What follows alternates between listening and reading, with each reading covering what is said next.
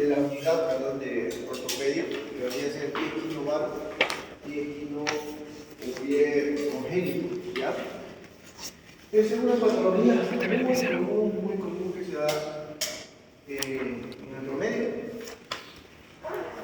Luego van a ver, los que vayan a rotar, cuando vayan al internado, en el rotatorio, cuando vayan a visitar el niño, lo van a ver mucho. ¿Ya? Más que todo se da, en esos videos lo ven mucho más que en otros lugares como acá. ¿Ya?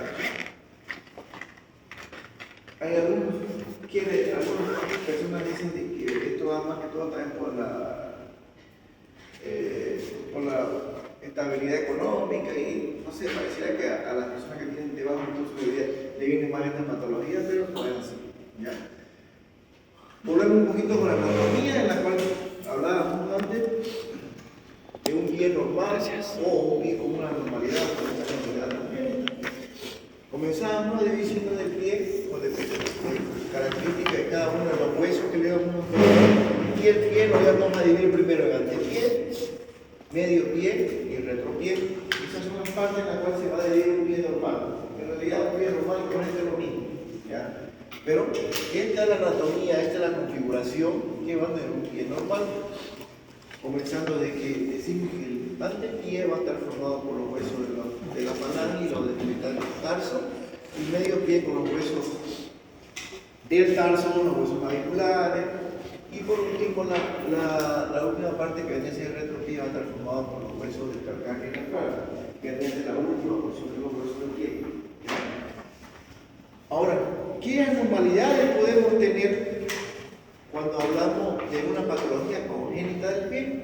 Podemos hablar de un talus cavo, podemos hablar de un pie equino, podemos hablar de un talus calcáneo, podemos hablar de un talus calcáneo valgus, un talus valgus, podemos hablar también específicamente del que más se va a ver, vendría a ser el equino valgus o el equino valgus, también vendría a ser esas patologías o las anormalidades que podemos tener en el pie.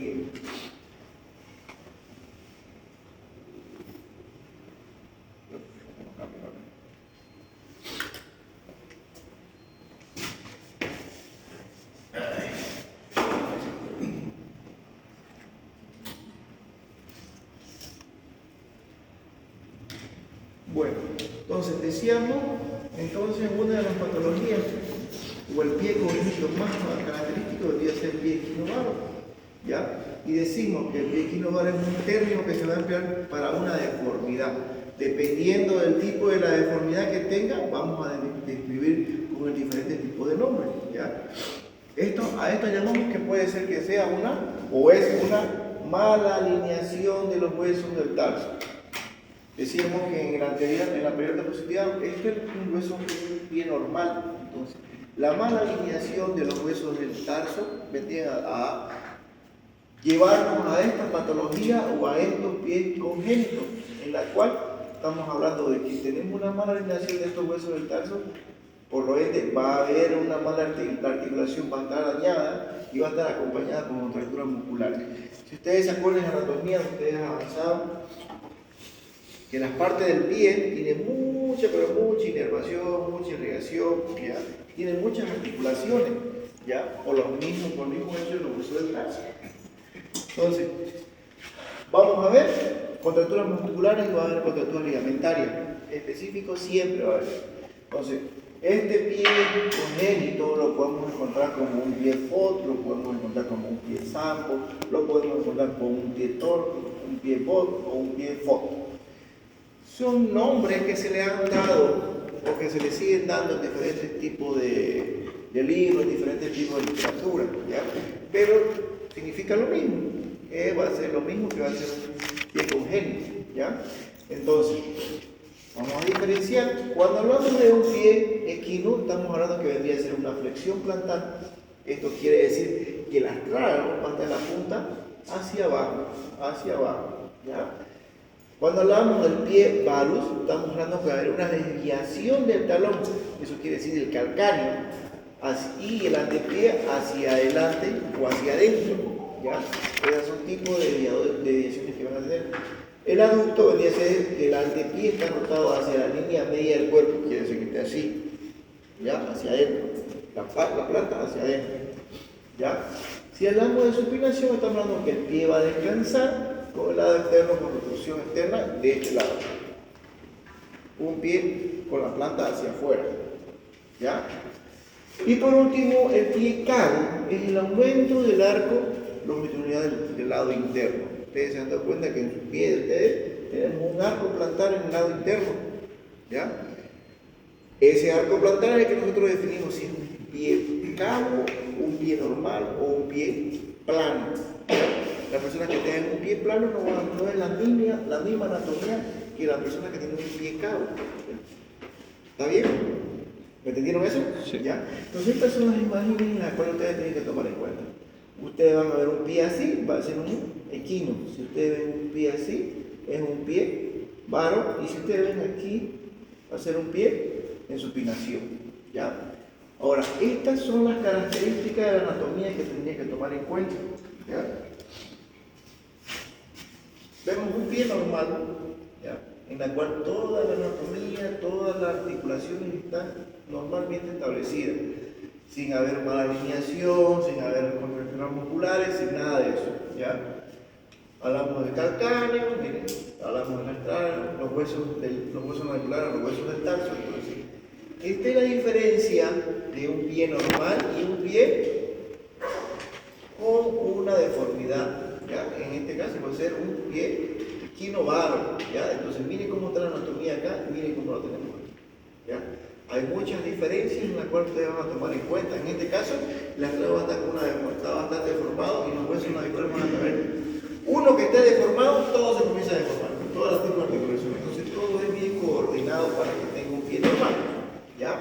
Entonces, ven los arcos, ven la diferencia. Esas son las diferencias que ustedes van a ver en el pie. Ahora, cuando hablamos de pie equinovaro, pie sambo o pie foto, ¿ya? Según la epidemiología, vamos a decir que es una deformidad congénita más común, ¿ya? Es un poquito más común que la displasia, un poquito más común que la epifisiolisis. Más frecuente en el varón. Dicen que en algunos casos la raza negra supuestamente tiene, según la raza, es más común en ellos. El 50% son pacientes que son bilaterales, ¿ya? Unilateral es el pie derecho. ¿Te acuerdas que en otras patologías decíamos que, por ejemplo, la epifisiolisis decíamos que la cadera izquierda es la que estaba más común afectada? Ahora, en esta patología es el pie derecho, el lado derecho del miembro, ¿ya? 1 a 2 y ha sido vivo, asociación, y está asociado a diferentes otros síntomas en otras patologías, como por ejemplo la arterioliprosis, el síndrome de Fleber, la displasia atrófica, el síndrome de Frohman, el síndrome de Moebius. Todas esas son patologías que venían a estar asociadas a una lesión congénita del pie. Y la etiología multifactorial decimos que puede ser como las anteriores, puede ser de una etiología mecánica, puede ser genética, puede ser también por detención del desarrollo, puede ser por lesiones neuromusculares, puede ser por fibrosis retráctil, puede ser por patología neurovascular, todo puede ser, ¿ya? Todas estas características pueden ser las que están afectando a este niño con esta patología del pie, ¿ya? Según la anatomía, nosotros vamos a ver diferentes tipos de estudios para poder diagnosticar esto. Obviamente que nosotros vamos a ver, ya sabemos que tiene un pie congénito, un pie deforme. Vamos a encontrar, tenemos que ir buscando de a poco para ver cómo resolver el problema. Antes decían, antes, unos 50 años atrás, estas patologías estaban, pero no se trataban. Y ustedes no sé si alguna vez han visto una persona adulta que tiene unos piecitos para adentro o para afuera y caminan. A ver, comúnmente le decían patecabra, a ver, esas personas, por ejemplo, no pudieron ser tratadas para que los pies tengan una mejor adaptación. Entonces, según la anatomía y la biomecánica del pie, vamos a encontrar pies aducto, cabo, varo y equino. Son las patologías o las deformidades que vamos a encontrar. Y en esta van a estar, para que haya todas estas patologías, según la biomecánica, según la anatomía, tenemos que tener en cuenta estos huesitos que están acá, el tálamo, calcáneo, el cafoide, cuboide y los metatarsos. Todos ellos son los que van a formar, o los que son los probables que van a utilizar para tener este tipo de deformidades. ¿Ya? Una mala alineación de cualquiera de ellos lo va a afectar a toda la anatomía normal del pie. Y las podemos clasificar según la causa. Puede ser postural, puede ser idiopática, puede ser también neurogénica, puede ser sindrómica. Característica de ser una patología sindrómica, ¿ya? Porque va a estar asociada a otro síndrome, como decíamos anteriormente, o decíamos aquí. Estos síndromes son los que van a estar más asociados a esta patología, ¿ya? Están asociados a esto, entonces no solamente el niño a veces viene con la deformidad congénita del pie, también viene con este tipo de síndrome, ¿ya? En algunos casos son síndromes que no afectan mucho la calidad de vida del paciente, pero otros sí, ¿ya? Entonces, tenemos una clasificación que se llama la clasificación de Dinegro, en la cual nos la va a clasificar dependiendo de la angulación que tenga el pie, dependiendo de cuál sea la anatomía del pie. Mientras más tengamos deformidad en el pie, como lo vemos acá, vamos a tener un grado del cual le vamos a explotar. Un grado 1 va a tener menos signo benigno, vamos a hacer un grado 2 que puede ser moderado entre 5 a 10 puntos que le podemos dar. El grado 3 entre 10 a 15 que vendría a ser el severo, y el grado 4 va a ser muy severo, que está por arriba de los 15 puntos, según la puntuación que le podemos dar, ¿ya? Y esa puntuación lo vamos a dar dependiendo de la angulación que podemos sacar con el pie. Entonces, para que nosotros podamos corregir esta patología, esta normalidad, son varios estudios que tenemos que solicitar, ¿ya? Y una buena planificación quirúrgica para poder hacerlo. En algunos casos podemos hacer los yesos simultáneos, ¿ya? Pero hay algunos casos que no podemos reducirlo dependiendo del tiempo que haya tenido, ¿ya? Esas son las angulaciones que le decía anteriormente. Cuando hablamos de un tratamiento ortopédico, estamos hablando de que no vamos a operar. Estamos buscando la manera de cómo corregirlo sin tener que utilizar el bisturí. Para los bebés nacidos, nosotros tenemos que hacer yesos seriados, que quiere decir seriados por tiempo, 3 semanas, un mes, cada mes hay que cambiar, ir cambiando el yeso. Ir cambiando el yeso y tenemos que ir volviéndolo el piecito a su lugar, ¿ya? Como 3 días nacidos, se dan cuenta de que el niño todavía su anatomía tiene muy débil, ¿ya? Entonces podemos corregir algunas patologías que se pueden realizar. Los cambios de yeso en algunos casos son, dependiendo si tenemos un pie congénito pero muy deforme, estamos hablando de que podemos hacer yesos hasta cambios cada semana, ¿ya? Algo que es un poco molesto para el papá, es un poco molesto para el niño, ¿ya? Hasta para el mismo traumatólogo que lo va a realizar, pero lamentablemente tiene que ser así, si no, no vamos a poder corregir nada, porque estas patologías, si no hacemos la corrección y lo dejamos al paciente otra vez y se olvida el papá, vuelve otra vez la deformidad del pie, porque el piecito ha estado ¿cuánto tiempo ahí en la barriga deformado? Y está afuera, lo tratamos de corregir, y si no lleva el tratamiento, entonces se va a seguir deformando. En algunos casos hacemos también tenotomías percutáneas en el tendón de Aquiles, eso es para que relaje un poco la musculatura. Tenemos la opción también de utilizar órtesis edenia, en la cual podemos utilizar para que el piecito lo tratemos de colocar en su lugar o anatómicamente lo más normal posible. La vigilancia tiene que estar siempre tomando en cuenta cada año, dependiendo cómo va la evolución del paciente, dependiendo cómo está.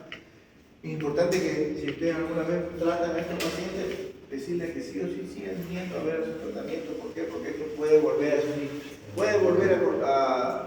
a deformarse, ¿ya? Y la manipulación más o menos la edad, dependiendo hasta los de 2 a 6 años, podemos volver a tener las mismas patologías, las mismas deformidades, si es que si no llegamos a tratarla bien. Cuando hablamos de tratamiento quirúrgico, podemos hacer lo que hace hasta los 6 años, en la cual podemos solamente liberar partes blancas, ¿ya? Liberamos la parte de las cápsulas articulares del ligamento para poder liberar un poco la contractura muscular que va a producir. Y ahora cuando hablamos ya de un paciente un poquito más adulto, que tenga la anatomía más formada, estamos hablando que podemos realizar ya, ahora sí, tratamiento quirúrgico cuñas y todo para hacer acortamiento de las columnas, liberación de partes blandas y anatomía amplia. O sea, estamos hablando de que vamos a abrir todo el pie. ¿Ya? Una patología es una cirugía grande. Y a partir de los 12 años ya tenemos que hacer las triples artrodesis versus varios tiempos. O sea, tenemos que hacer diferentes tipos de artrodesis en la cual vamos a dejar al pie que esté más rígido, ¿ya? Pero tratando de darle un poco de normalidad al pie. A veces el pie congénito se forma. Hablamos de los cambios de yeso, cada semana o cada 2 semanas, dependiendo de cómo esté la patología. El número podemos hacer hasta de 4 a 6 yesos, dependiendo cómo va yendo, ¿ya? Las atenotomías que hacemos en los aquiles también son característicos para que haya una buena relajación de las partes blandas de la parte posterior de la pierna, ¿ya? Entonces, estas patologías, cuando lo encontramos al paciente recién nacido, en los primeros días de nacido, para hacer los yesos, tratamiento ortopédico es ideal. Es lo ideal, porque podemos corregir todo hasta donde nosotros queramos. Porque ustedes no ven este piecito, miren. Estos piecitos los ven así todos deformes, pero nosotros cada semana vamos poniéndolo en su lugar o tratar de ponerlo todo lo más en su lugar ese piecito. Entonces tenemos que tener mucho tiempo, son entre 4, 6 hasta 8 semanas de cambio de yeso. ¿Ya? Lo ideal siempre es tener al bebé así. ¿Ya? Pillarla la patología y tratarla en este momento, cuando el niño está recién nacido. Eso es lo ideal. Ya cuando el paciente es grande y tiene una anatomía mejor formada, ya más fuerte, ahí es donde vienen las complicaciones y las patologías. Tenemos que hacer otros procedimientos más invasivos. ¿Listo? ¿Alguna pregunta? Doctor, hay una no me acuerdo su nombre, pero es donde el pie está, la punta está así. Quino. Ese tipo de pie puede ser congénito, como también puede ser adquirido por una mala posición. Puede ser, son congénitos en realidad, ¿ya? Y eso aparte, viene del nacimiento. ¿Pueden volverse? No. O sea, usted nacer sano, sin esa patología, no la vuelve. A no ser que tengas una esquiniosis en la cual tengas que recortado o tendrás que el tendón Aquiles es otra patología esa, en la cual el tendón de Aquiles te tracciona tanto que te mantiene el pie así. Y hay niños que usted va a ver que caminan así. No sé si usted alguna vez, pero hay niños que tienen el piecito así, caminan así. Ellos son normales, no tienen una patología, pero tienen el piecito así. yo tengo un A familiar. esos niños, por ejemplo, se utilizan férulas de Watt en las cuales hacen de que el pie lo tenga. En esos niños hay que hacer tenotomía, hay que abrir una parte del tendón de Aquiles, hay que liberar una tenotomía en Z, se llama. Lo ponemos en Z, entonces eso, como está así, lo hacemos en Z, entonces alarga un poquito el tendón de Aquiles. Hacemos un alargamiento para que ese piecito quede lo más 90 grados posible, que haya una dorsiflexión de 90 grados. Y aparte de eso se hace utilizar unas férulas. Son como unas férulas que vienen acá, ortopédicas, en las cuales con eso tienen que caminar. Casualmente en algunos casos son bilaterales, ¿ya? Pero eso hay que tratarlo lo más antes posible para que esa fibrosis trate de que se forme como el pie en 90 grados y no en esquino. Tengo un familiar. Esta patología que estamos hablando es un pie equinovaro, equinocavo, congénito, ¿ya? Estas otras patologías también son congénitas, pero son mucho más débiles que esto, ¿ya? Esto es mucho más fuerte. Tengo un familiar, en esta doctor. cirugía, por ejemplo, solamente hacemos la tenotomía y colocamos la férula, esa férula ortopédica, mantiene al 90 grados y no se lo sacamos por 3 semanas. Tengo un familiar en el cual no nació congénitamente con ese pie, que yo le llamo como un taco, camina como un taco por la punta, pero él le dio, digamos, un derrame por la fiebre muy alta, convulsionó. Y de ese momento su pie empezó de caminar recto, empezó a tornarse así, y ahora toda su vida camina ¿Y él cómo está? ahí. Él, póngale que es retrocedió en el tiempo, póngale su cabeza hizo como un niño. ¿Tiene un retraso de cuánto tiempo? Póngale que hace caso mediante señas, para ir para allá, para venir para acá, para comer, así. Lo ideal sería que se le haga una tenotomía en el tendón de ¿Se Aquiles. puede hacer eso? ¿Cuántos años tiene él? ahorita póngale que 40 años ya debe tener, porque eso sucedió a los 8 o 9 años. Y ya es mayor. De que se puede, se puede. El problema es que ya no es lo mismo. O sea, un niño vos lo podés mandar, le puede decir, no lo hagas. Cambio un adulto ya no lo puede hacer. Y se podría intentar hacer un alargamiento del tendón de Aquiles colocándole estas férulas, pero tendría que utilizarlo todo el día hasta para dormir. Esa es la palabra. Gracias. ¿Ya? ¿Alguna pregunta más?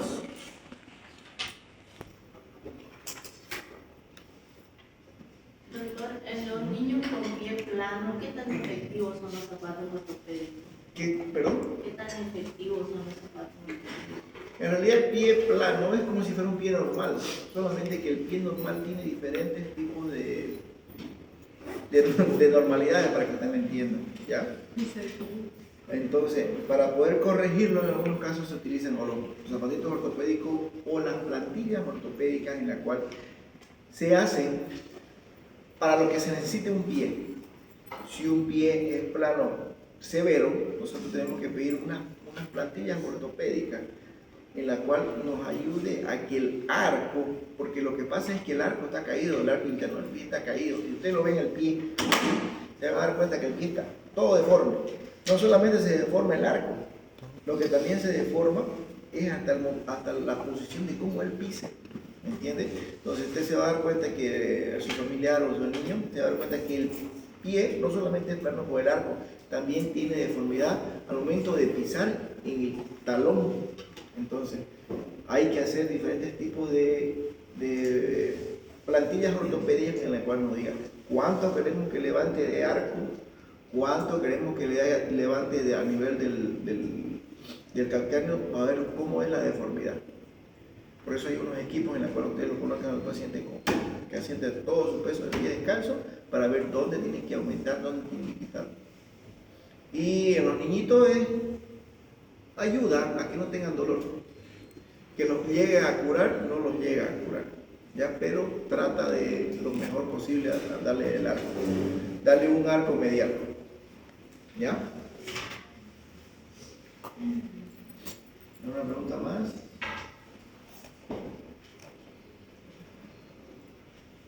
¿Nada más?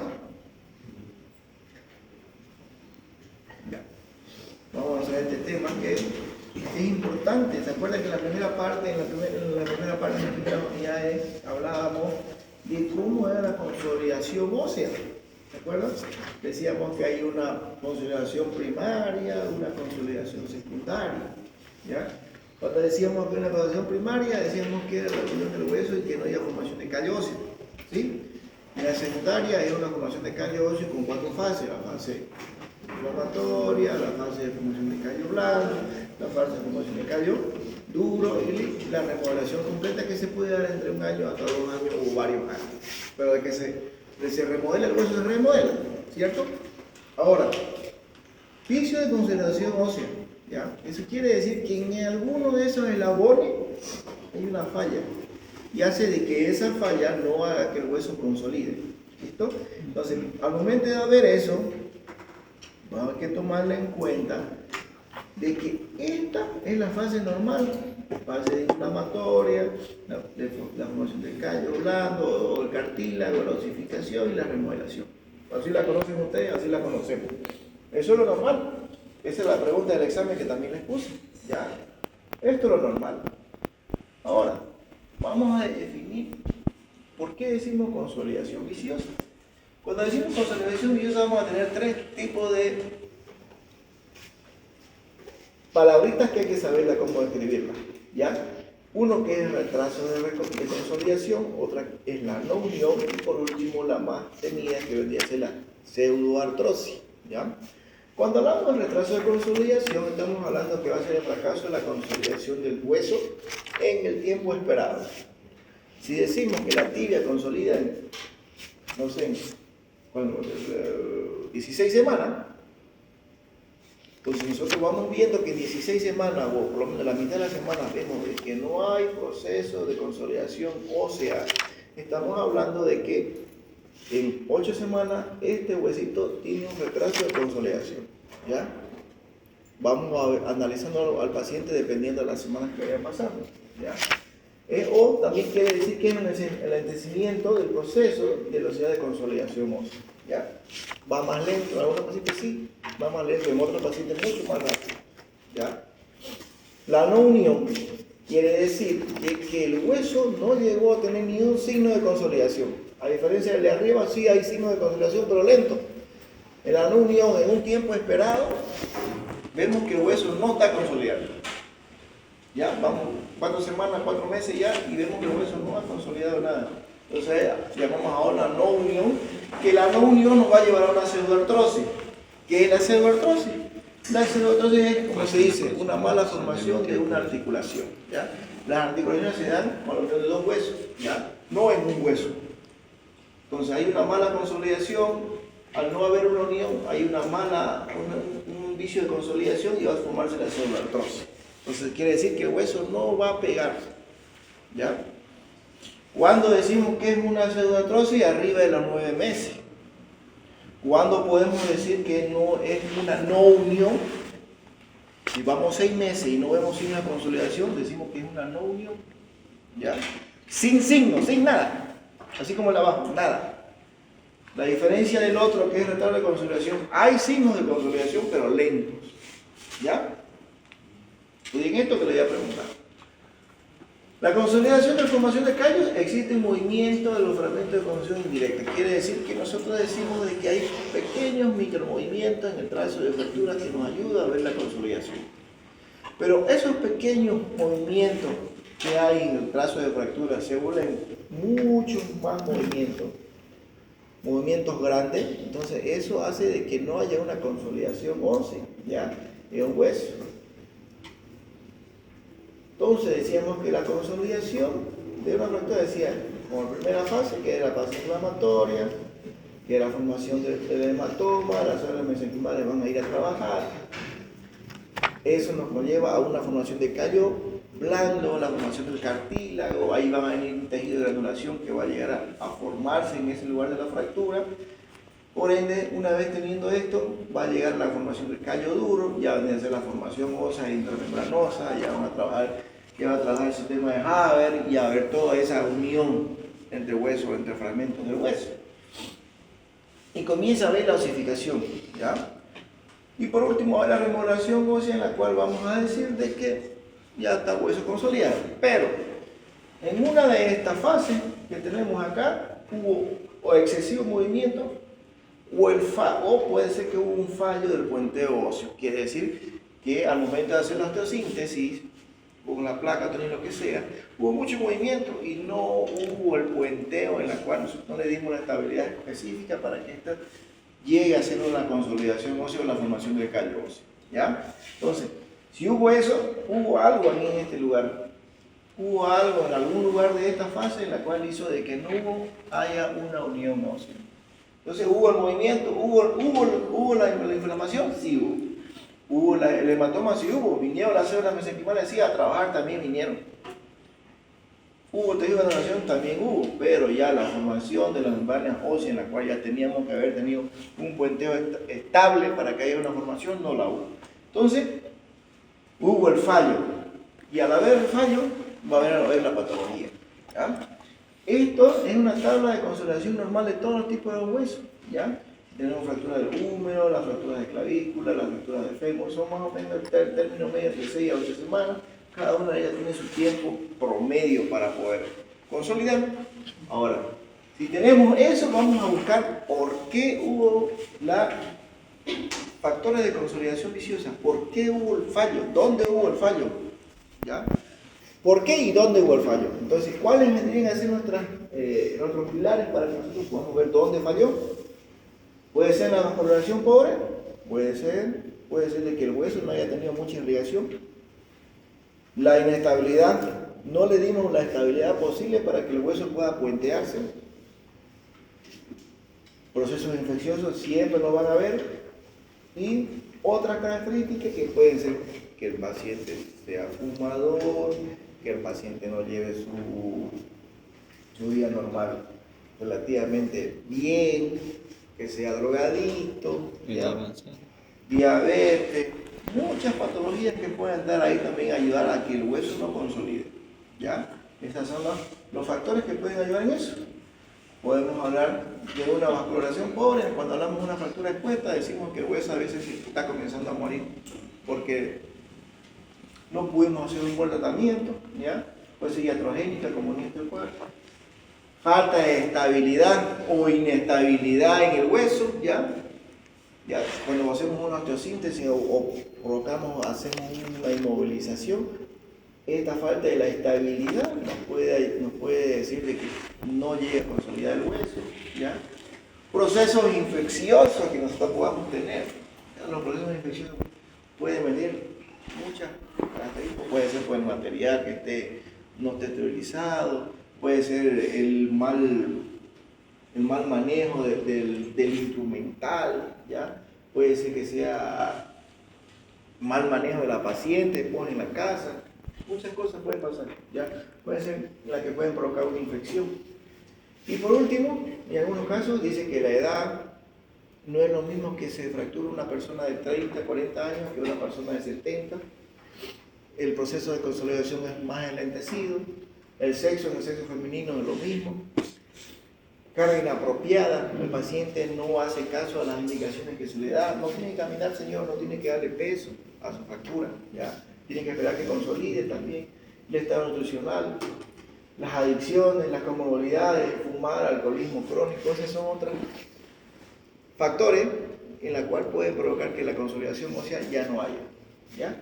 Ahora, para que sea una pseudoartrosis tenemos una clasificación en la cual nos dice que igual que nos dice que la consolidación de la clasificación ósea puede ser, dependiendo, puede ser en el foco, que puede estar en la diáfisis, la metáfisis, la superficie articular, o puede estar en la formación del callo óseo, que puede ser un callo óseo que sea aparentemente hipertrófico o atrófico, o por infecciones, ¿ya? Entonces, la pseudoartrosis se va a clasificar dependiendo del foco, dependiendo del callo que se vaya a formar o la formación del semicallo que se vaya a formar, o también si hablamos de una infección que sea séptica o una infección que sea el proceso aséptico o séptico, ¿ya? Entonces, la clínica del paciente va a ser la siguiente: va a haber dolor, va a haber movilidad del foco en el cual estaba el foco de fractura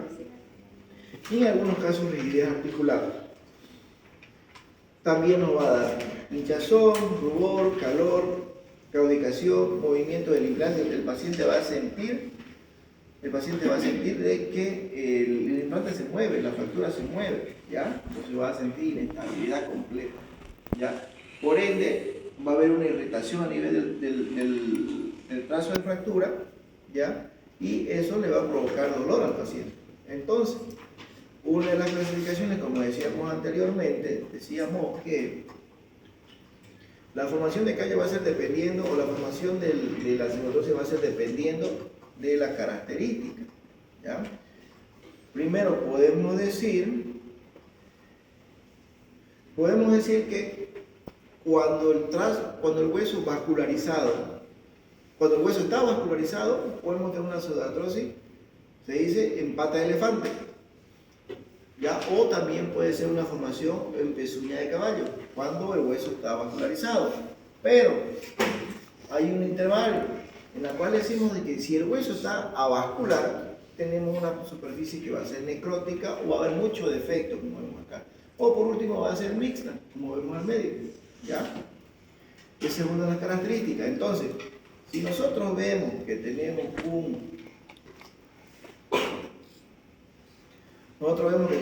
un hueso en la cual tenemos en la radiografía, vamos a ver que tiene una formación de callo, tiene una formación de aparentemente callo, decimos que este vendría a ser vascularizado. Entonces esto quiere decir que hay una buena biología, pero lo que le falta a este hueso para que consolide vendría a ser la estabilidad, ¿ya? ¿Cuál vendría a ser el tratamiento en este tipo de patología, en esta característica? El tratamiento vendría a ser tener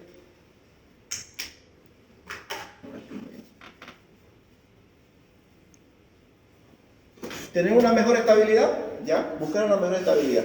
Si es que le pusimos un clavo, un tornillo que hayamos puesto, necesita mejor se estabilice para que el puenteo pueda llegar a formarse. Cuando estamos hablando de esta pseudoartrosis que vendría a ser vasculares, tener una buena vascularización, el hueso está bien, pero lo que necesitamos es y darle estabilidad al hueso, ¿ya? Lo que tenemos que corregir es eso. Ahora, cuando hablamos de las avasculares, estamos hablando que la biología es mala, ¿ya? La biología es mala. Quiere decir que no hay sangre que está llegándole al huesito, ¿ya? El tratamiento consiste en estabilizar, aparte de darle una buena estabilización, ¿ya? Hay que darle también ayuda para que el hueso pueda trabajar, pueda consolidar. Entonces ahí necesitamos el uso de los injertos óseos, cuando son avasculares. Ahora, cuando son completamente inavasculares, no tienen ninguna de estas, estamos hablando que la biología está mala, estamos hablando que la estabilidad está mala, ya, estamos hablando que el tratamiento de esto es, hay que buscar que se estabilicen, hay que buscar un soporte óseo, hay que buscar un soporte en la cual nos ayude con el injerto óseo para que esto de acá haya una buena consolidación. Este es el más complicado, es el no viable, ya, en el cual tenemos que buscar cómo hacerlo o con injertos óseos, o con alargamiento óseo, esas de hacer las características. Aquí hay acortamiento del hueso, hay hueso que está muerto, hay que cortar y sacarlo, porque nunca va a consolidar. Entonces sacamos, cortamos y hacemos que estos dos se unan. Se unan estos dos, una vez se unen estos, hacemos alargamiento, para que vuelva otra vez a tener aparentemente el mismo tamaño. No sé si alguna vez han visto estos pacientes que tienen un fijador externo así redondo. Ese es un fijador de Lizard. Ese se hace para alargamiento óseo. Han tenido alguna falla ósea, han tenido un falto de taco aquí, entonces ellos le han hecho la compresión del hueso y han hecho alargamiento. De a poco eso va alargando y va formando callo óseo arriba. ¿Ya? Entonces, lo que buscamos en estas patologías, ¿qué es lo que vamos a buscar? Darle estabilidad para que tenga una mejor biología y tenga una curación del proceso infeccioso. ¿Qué utilizamos para eso? Podemos utilizar placas con tornillos, podemos utilizar enclavados monomedulares o por último las fijaciones externas, como dije anteriormente, eso es lo que vamos a utilizar. Cuando hablamos del tema del injerto óseo, puede ser autólogo esponjoso, puede ser dogénico, puede ser de otro lado, pero tiene que venir ese. El más específico vendría a ser el injerto óseo que saquemos del mismo paciente, porque es compatible, ¿ya? Hay algunos que son plásticos y otros que nos pueden ayudar, que nos pueden ser osteoconductores, eso es lo que nos tienen que ayudar, ¿ya? El estándar de oro de esto es siempre tratar de mejorar la biología del hueso. Entonces, cuando hablamos de los injertos, estamos hablando que el injerto óseo tiene que ser osteogénico, osteoinductor, osteoconductor. Todo esto tiene que tener ese injerto óseo para que nuestro hueso sea viable, ¿ya? O nos ayude a que haya una buena consolidación. Y para eso tenemos los chips óseos, corticoespinosos, tenemos los bloques grandes de tejido óseo que son bicortical, ¿ya? Que los podemos sacar, o también tenemos puros huesos esponjosos o puros tacos. Esta es una de las formas de cómo sacamos injertos óseos de la cresta ilíaca, ¿ya? De la tela interna a la tela externa. Otra patología otro procedimiento que podemos hacer también la decorticación, en la cual sacamos todo lo que está feo, todo lo que no sirve del hueso y lo dejamos libre. Ya le damos un poco de cemento para el tamaño que le vamos a dar y le vamos a colocar injertos óseos de tejido esponjoso, ¿ya? Esa es una de ellas, que es la descorticulación que desde esa época se sigue haciendo, ¿ya? Otros que van a ser sustitutos óseos igual que se utilizan, ¿ya? Que no son un 100% efectivos, también, pero se utilizan, que tienen que tener hidroxipatita, formación de tricálcico, formación de factores de crecimiento y proteínas hormonales. Todas esas tienen que tener para que podamos tener una buena consolidación, pero en algunos casos no lo podemos utilizar, ¿ya? Ahora, la ventaja de extracción ósea es esto, lo que yo le decía, miren, este es un fijador de Lizard, ¿ya? Está haciendo alargamiento óseo, y este es un fijador normal, uniplanar, este es un ortofic, que también hace alargamiento, y es también el fijador externo del Lísaro, en la cual nos ayuda también a hacer el alargamiento. ¿Cuáles son las ventajas? Cuando hay grandes fragmentos, esto nos ayuda, ¿no? Nos ayuda a que el hueso también dé una buena consolidación. Y la desventaja es el tiempo que lo vamos a tener. Hasta 2 o 3 años puede durar con este fijador, dependiendo del alargamiento que se esté dando, ¿ya? Dependiendo si el hueso y la infección también se curan. La rigidez articular que se va a provocar por el tema de que a veces aumentamos, quitamos el fijador, porque a veces tenemos que aumentar, si es la pierna, a veces tenemos que aumentar hasta la rodilla, dependiendo de la rigidez que se vaya a dar. Por el tratamiento dice que hay electroestimulaciones, también se utilizan, en algunos casos sí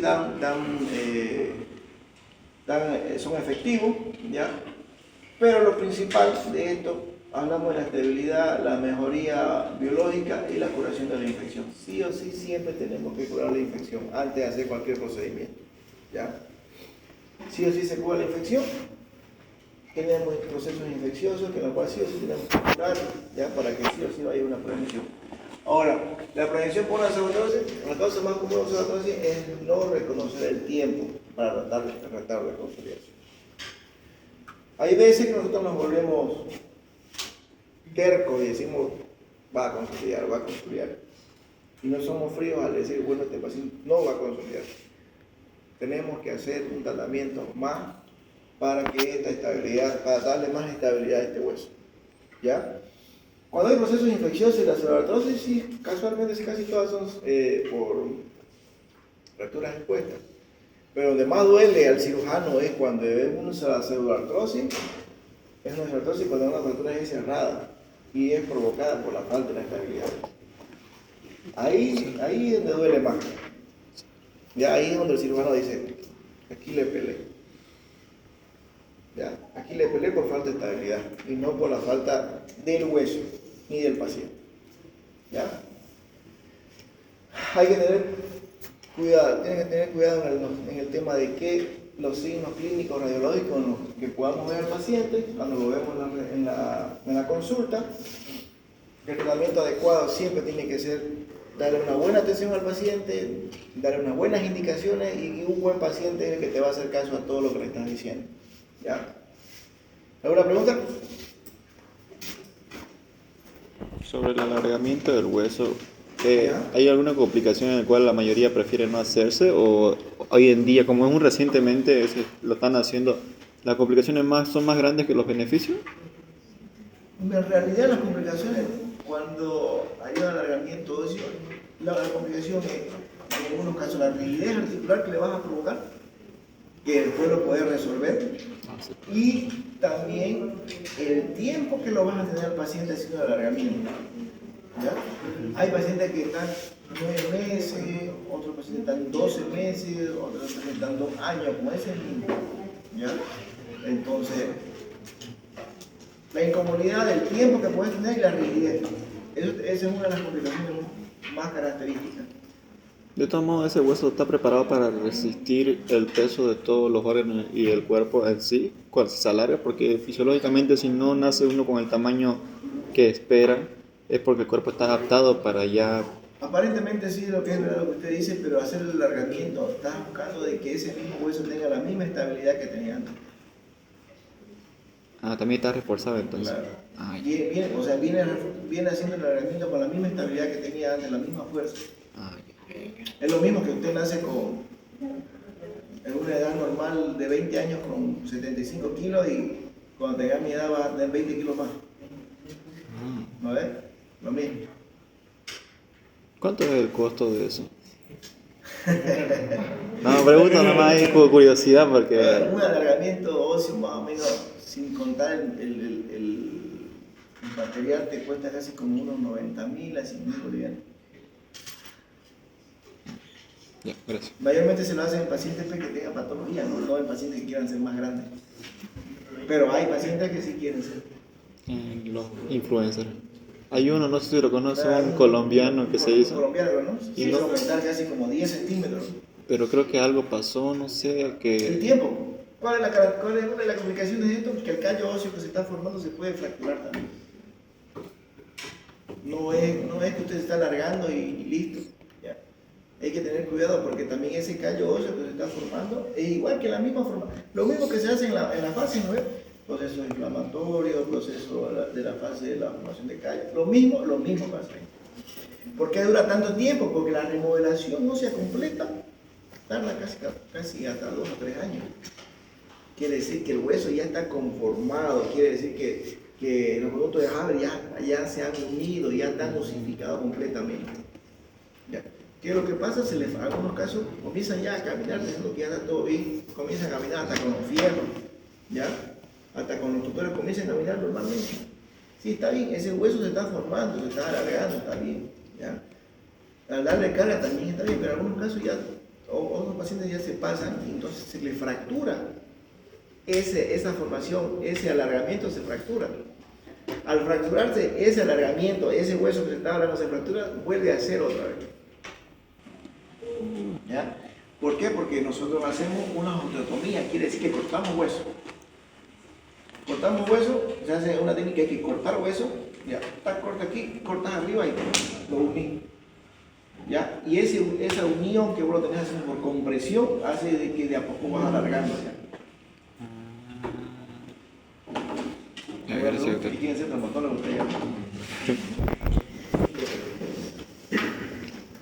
Listo, jóvenes.